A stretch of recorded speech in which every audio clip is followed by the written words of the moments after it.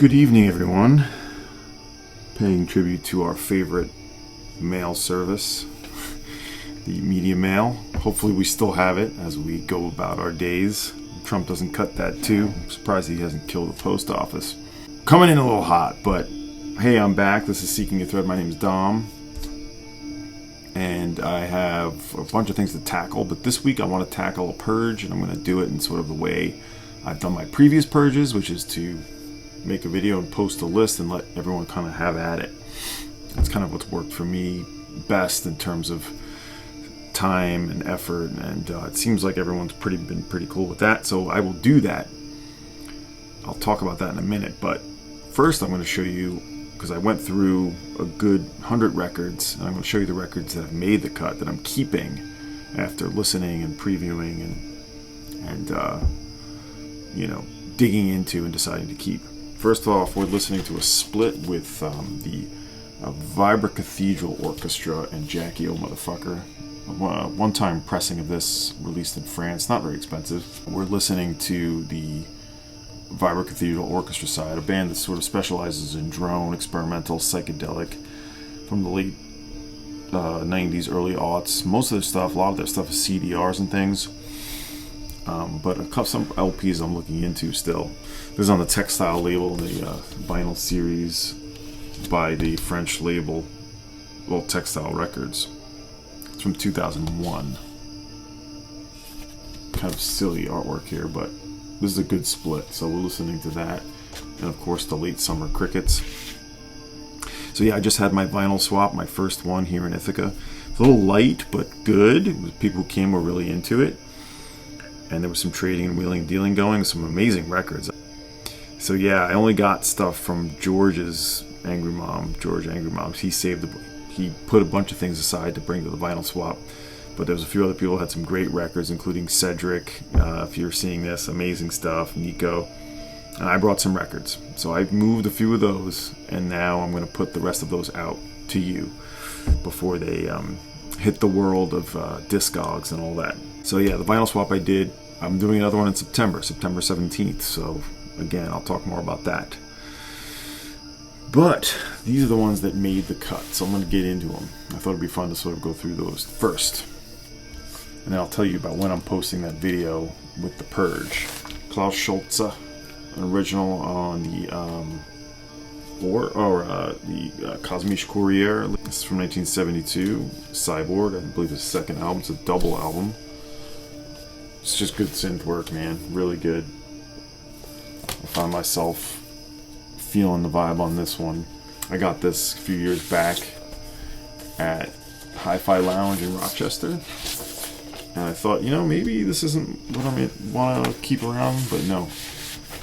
I do want to keep around, so this one will not be sold. Klaus Schulze Cyborg.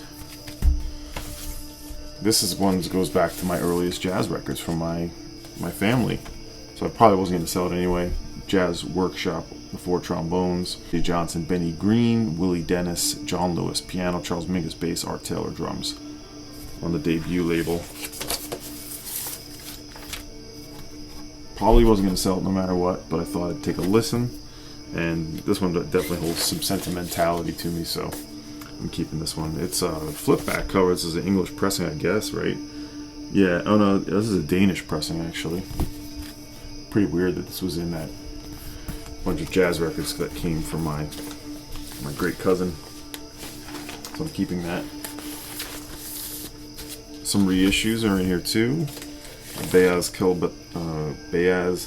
Kelebekler, Turkish session, Cologne session 1976, an unreleased session by this Turkish folk psychedelic group. Colorful mixed gender Turkish band. 76, they did a recording session in Cologne to celebrate the final day of their European tour. The results are an amazing example of Anatolian psych funk featuring wah-wah guitar, flute, heavy drums, joyous male and female vocals. Unreleased until now. So, an archival release. This was really good. It's on the Faraway Sounds label. Gerson, I believe, this affiliated label. They do some really good Turkish reissues. Since this is an archival release and there is no original of it, this is the original. And it was good. I will keep that. This one made the cut, but it may end up going. I think it's going to make the cut. Little Joy, a side project of the drummer from The Strokes, Fabrizio Moretti, and a guy who has become quite collectible. What's his name again? Rodrigo Amarante. I used to have a record of his. And Binky Shapiro, the vocalist. It's a nice indie, folky, sort of late night affair. Nice songwriting on this. They really mesh and vibe really well together. On Rough Trade, this is going back to 2008. And their one and only record. They did some other sessions. They did maybe an NPR session, but they decided that was it. Self-titled album, Little Joy. This is not inexpensive. It's out of print and a little bit of demand on that, but I really enjoyed it. My wife enjoyed it. Here's one I kept just because it's so cheap. Even though it wasn't amazing, but I really actually enjoyed it. This is a second album too by Mess-esque. This is self-titled. It's on Drag City. This is guitarist extraordinaire from the Dirty Three, Mick Turner, with Helen Franzman, relatively unknown. Really good, sort of a little like Galaxy 500, sort of post-shoegaze, sort of jangly but lovely kind of out there songs. Pretty short record, but really nice. This came out a few years back, 2021. There is a newer album which I haven't heard yet, but this one I enjoyed quite a bit, and it's going to make the cut. Mess-esque. So let's pause a little bit and talk about Onida. There's one Onida record I am purging, but I'm keeping these Preteen Weaponry. Now this Onida is a great Brooklyn, New York band. They've been around since the late 90s. Very much an experimental rock group, but big on drumming, propulsive sort of organ sound, sort of frenetic feel, and drumming is big. And they kind of led and co-led produced the 77 Boadrum, which was the Boredoms. And Onida were key members, and it was 77 drummers. I should really talk more about that. I might do a video on that. July 7th, 2007, 77 drummers in Brooklyn, and we were there, and it was an incredible experience. Onida was a key member of it. 77 different drummers, though. I know, like, Andrew WK was in there. I'll have to talk about that separately. I don't know how many people know about that, but this is part of a trilogy, the first piece of the Thank Your Parents triptych of records, and I really enjoyed this one, called Preteen Weaponry. Onida has many records, sort of long-winded experimental rock, but with a psychedelic bent, a lot of sort of distortion and drone, just a little bit of everything. And this split was good with Plastic Crime Wave Sound in Chicago, on the Bra label. This is Onida. The Onida side was excellent. I really enjoyed this, and it's very cheap, so I figured I'd keep it. And this one, I'll show you the one I'm purging later, but this one I actually bought because I had the CD of this Onida. I was listening to a bunch of Onida. This is called The Wedding, and this is very unique to their catalog. They really play out with strings and orchestration into their sound, and a lot more vocals. I love this one, really. This one is also on Jaguar. Most of their records are, or their Bra label. This I got pretty cheap on eBay. Insert. So this one I just bought for 20 bones. This is from 2005. So this precedes... The split was really early, but it precedes that triptych one I was showing you. Brad Trox. Yeah, who are the main people? Bobby Matador, Kid Millions, he's the big drummer, and Hanoi Jane, sort of. But yeah, love this cover, by the way, and really love what they do with the strings on this. The Wedding from 2005 by Onida. A couple more. Now, not many made the cut, so a lot of things are getting purged, and good records getting purged. I got to make some room and make some money. This one I thought was going to get purged, but I decided to keep it. This is Patrick Mullins. He was one half of the early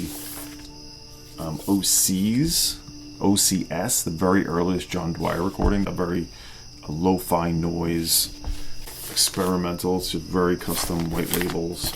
Patrick Mullins was part of that early, like I said, OCS project with John Dwyer and I believe Bridget Dawson.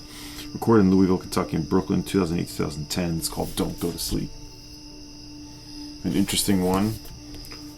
Yeah, like very much sort of like home recorded lo-fi tape manipulation and abstract sound. Check that one out. Keeping that one. And this was a very cheap comp reissue. Like I said, I've kept a lot of reggae reissues, and this one was very cheap and it was excellent. The Uniques, Rocksteady, great band, great Rocksteady classic group from, this is on the Pressure Sounds label, which does a ton of really excellent Jamaican archival repressings, compilations. You know, you have some of the biggest songs on here. I won't go through it, but the musicians, Lynn Tate and the Jets, are the sort of backing band for the most part. And the Uniques are, let's see, Keith, oh yeah, Slim Smith, Ken Booth, Derek Morgan, Jimmy Riley, Horace B.B. Seaton, Roy Shirley, Lloyd Chalmers, Terrell, and Frankie White. Is it really all of those vocalists? But this is produced by Bunny Stryker Lee. Early 70s, I believe. And this compilation is from 2010, the Uniques Rocksteady. So that's what I'm keeping from a giant box of records we show. Look for that video. I'm posting this video on Sunday, August 24th. Look for that video on Tuesday the 26th. That video will drop and it will be all of the records I'm selling. I'm going to fly through them quickly. And as I publish it, I'm going to put out the Google Doc list where you can just start claiming stuff. So look out for that.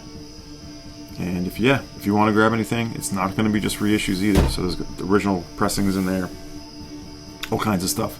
Before it gets to Discogs, you have a chance to get on that stuff. So yeah, have at it when you see it. Hope you enjoyed that.